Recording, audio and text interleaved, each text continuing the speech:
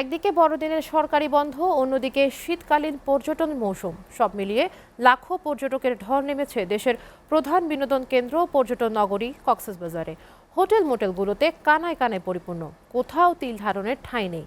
তবে বরাবরের মতোই পর্যটকদের একই অভিযোগ, অতিরিক্ত ভাড়া নেওয়া হচ্ছে হোটেলগুলোতে। এদিকে দুর্ঘটনা এড়াতে কয়েক স্তরের নিরাপত্তা ব্যবস্থা নিয়েছে আইনশৃঙ্খলা বাহিনী। কক্সবাজার থেকে আহসান সুমনের প্রতিবেদন। দীর্ঘ সৈকতের শীতল বাতাসে প্রাণ জোড়াচ্ছেন ভ্রমণ পিপাসুরা। বালুকা বেলায় দাঁড়িয়ে গধূলির শেষ সূর্যাস্ত দেখা সহ প্রাকৃতিক সৌন্দর্যগুলো উপভোগ করতে প্রশান্তির শহরেই ছুটে আসেন লাখো পর্যটক। লোকে লোকারণ্য সৈকতে অনাবিল আনন্দ আর বিশুদ্ধ উচ্ছ্বাসের যেন কমতি নেই। অনেকেই আবার কিছু সময়ের জন্য খোঁজেন ফেলে আসা সেই শৈশব। তবে কোথাও কোথাও বাজেটের চেয়ে বাড়তি টাকা গুনতে হচ্ছে পর্যটকদের। এটা তো অনেক সৌভাগ্য বাবা যে আমার হাজবেন্ডের সাথে আসতে পারছি।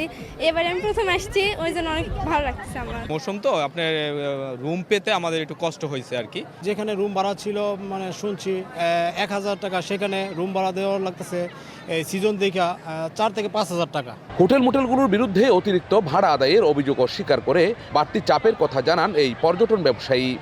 1 লক্ষ থেকে 1,15,000 পর্যটক এখানে বর্তমানে কক্সবাজার পর্যটকরা অবস্থান করতেছে। আমি মনে করি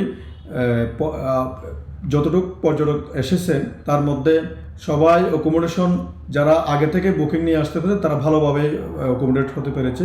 যারা বুকিং রিজার্ভেশন আগে করে আসেন না তারা হয়তো রুম পেতে ব্যাক হচ্ছে। অন্যদিকে যে কোনো ধরনের দুর্ঘটনা এড়াতে সতর্কতার সাথে কাজ করছেন লাইফগার্ড কর্মীরা। সার্ভিস দিচ্ছে হচ্ছে 3টা পয়েন্টের পাশাপাশি অন্য যে জায়গাগুলোতে পর্যটকরা নেমে যাচ্ছে অসতর্কতার কারণে আমরা তাদেরকে অনুরোধ করছি যাতে অন্তত লাইফগার্ড সার্ভিস এরিয়াতে গোসল করে। ভ্রমণে আসা পর্যটকরা যাতে সর্বোচ্চ বিনোদন উপভোগ করতে পারেন সেজন্য কয়েক স্তরের নিরাপত্তা ব্যবস্থা গ্রহণ করা হয়েছে বলে জানান অতিরিক্ত জেলা ম্যাজিস্ট্রেট নিজামুদ্দিন আহমেদ।